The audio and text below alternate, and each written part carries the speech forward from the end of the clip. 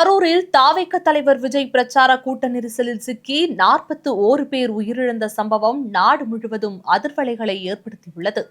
பாதிக்கப்பட்டோரை சந்திக்காதது, தொண்டர்களை கண்டிக்காதது என விஜய் மீது தொடர் கண்டனங்கள் எழுந்து வரும் நிலையில் தாவேக தொண்டர்களின் முட்டுக் கொடுக்கும் ஆதரவு அதைவிட பேசுபொருளாகியுள்ளது. இந்நிலையில் கரூர் கூட்ட நெரிசல் விவகாரம் தொடர்பான வழக்கை சிபிஐ விசாரிக்க கோரி எம்எல் ரவி என்பவர் உயர்நீதிமன்ற மதுரை கிளையில் மனு தாக்கல் செய்திருந்தார். இது உள்ளிட்டு ஹைகோர்ட் மதுரை கிளையில் சமூக ஆர்வலர்கள் உள்ளிட்ட 7 பேர் பொதுநல மனு தாக்கல் செய்திருந்தனர். இந்த மனுக்கள் மீதான விசாரணை மதுரை உயர்நீதிமன்ற கிளையில் தொடங்கி நடைபெற்று வந்தது. அரசியல் கூட்டங்களுக்கு வழிகாட்டு நெறிமுறைகளை உருவாக்க கோரிய மனுக்கள் முதலில் விசாரணைக்கு எடுத்துக் கொள்ளப்பட்டது. விசாரணையின் போது நீதிபதிகள் அரசு தரப்பிடமும் தாவேகாவிடமும் சரமாரியான கேள்விகளை முன்வைத்தனர். அப்போது மாநில நெடுஞ்சாலையில் எவ்வாறு அனுமதி வழங்கினார்கள், விஜய் பரப்புரைக்கு அனுமதி கொடுத்ததற்கான கடிதம் எங்கே, விஜய் பரப்புரை கூட்டத்தில் குடிநீர் வழங்கப்பட்டதா, குடிநீர் சுகாதார வசதிகளை சட்ட ஒழுங்கு காவலர்கள் கண்காணித்தார்களா, இவ்வாறு அடுக்கடுக்கான கேள்விகளை நீதிபதிகள் முன்வைத்தனர். அப்போது அனுமதிக்கப்பட்ட இடத்தில் உரிய அனுமதி பெற்றுதான் கூட்டம் நடத்தினார்கள், தேசிய நெடுஞ்சாலையில் கூட்டம் நடத்தப்படவில்லை என அரசு தரப்பு விளக்கம் அளித்தது.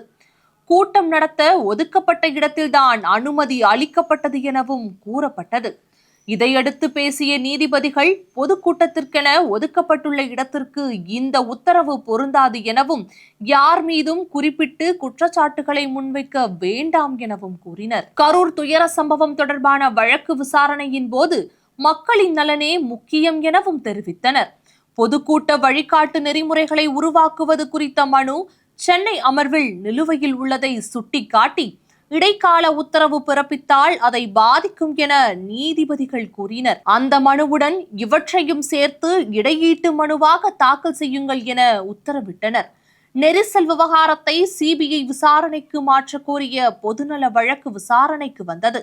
அப்போது பேசிய நீதிபதிகள், மனுதாரர் பாதிக்கப்பட்டவரா, போலீஸ் விசாரணையில் திருப்தி இல்லை என்றால் மாற்றலாம், வழக்கை முதற்கட்ட விசாரணையில் இருக்கும் நிலையில் ஏன் சிபிஐ விசாரணை கோருகிறீர்கள் என கூறியதுடன் நீதிமன்றத்தை அரசியல் மேடையாக்க வேண்டாம் எனவும் காட்டமாக தெரிவித்து வழக்கை தள்ளுபடி செய்து உத்தரவிட்டனர். கரூர் கூட்ட நெரிசல் இழப்பீடு தொடர்பான வழக்கில் பாதிக்கப்பட்டோர் தரப்பில் இதனை மனுவாக தாக்கல் செய்யவும் 2 வாரங்களில் விஜய் மற்றும் அரசு தரப்பு இது குறித்து பதிலளிக்கவும் உத்தரவு பிறப்பிக்கப்பட்டுள்ளது. கரூர் துயரம் தொடர்பாக சிபிஐ விசாரணை கோரிய வழக்கு இழப்பீடு அதிகரித்து வழங்க வேண்டும் மற்றும் ஒரே நாளில் உடற்கூராய்வு செய்யப்பட்டதற்கு எதிர்ப்பு தெரிவித்த வழக்குகள் என மொத்தம் 4 வழக்குகளை தள்ளுபடி செய்து ஹைகோர்ட் மதுரை கிளை உத்தரவிட்டுள்ளது. இந்த வழக்கு விசாரணைகளின் மூலம் விஜய்க்கு எந்த பாதிப்பும் இல்லை என்பது தெரிய வந்துள்ளது. ஆனால் அவரை அரசியலுக்குள் முக்கிய புள்ளியாக உருவாக்க உழைப்பவர் என கூறிக்கொள்ளும் தாவேக பொதுச் செயலாளர் புஸ்ஸி ஆனந்தின் நிலை மிகவும் கவலைக்கிடமாக உள்ளது. கரூர் சம்பவம் தொடர்பாக தாவேக பொதுச் செயலாளர் புஸ்ஸி ஆனந்த், இணை பொதுச் செயலாளர் சி.டி. நிர்மல்குமார், கரூர் மேற்கு மாவட்ட செயலாளர் மதியழகன் ஆகியோர் மீது வழக்கு பதிவு செய்யப்பட்டது. இந்த நிலையில் நெருக்கடிகள் தொடர்ந்து வருவதால் புஸ்ஸி ஆனந்தையும் நிர்மல் குமாரையும் தனிப்படை போலீசார் தேடி வருகிறார்கள். தலைமறைவாகவே இருந்து கொண்டு முன்ஜாமீன் கோரி மனு தாக்கலும் செய்துள்ளனர். புஸ்ஸி ஆனந்த் ஏற்காட்டில் இருப்பதாக தகவல் கிடைத்து அவரை போலீசார் தேடினர். ஆனால் அவர் அங்கு இல்லை என சொல்லப்படுகிறது. அதே நேரத்தில் தாவேக நாமக்கல் மாவட்ட செயலாளர் சதீஷ்குமாருக்கு முன்ஜாமீன் வழங்க சென்னை உயர்நீதிமன்றம் மறுப்பு தெரிவித்ததால் அவரையும் பிடிக்கும் பணி தீவிரமடைந்துள்ளது. விஜய் பரப்புரையில் மருத்துவமனை தாக்கப்பட்ட வழக்கில் சதீஷ் மீது 8 வழக்குகள் பதியப்பட்டது குறிப்பிடத்தக்கது. சென்னை, சேலம் உள்ளிட்ட பகுதிகளில் புஸ்ஸி ஆனந்தை தேடி வரும் நிலையில் அவர் புதுவையில் போலீஸ் பாதுகாப்பு மிகுந்த முக்கிய புள்ளியின் பங்களாவில் தஞ்சமடைந்துள்ளதாக சொல்லப்படுகிறது.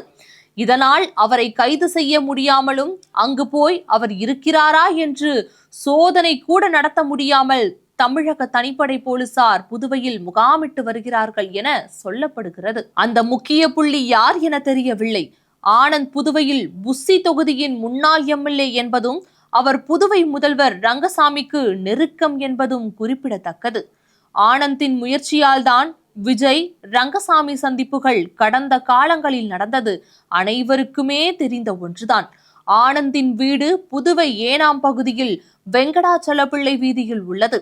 இந்நிலையில் விஜய் வெளியே சுதந்திரமாக நடமாடும் நிலையில் புஸ்ஸி ஆனந்தின் நிலை மட்டும் தொடர்ந்து மோசமாகவே இருந்து வருகிறது.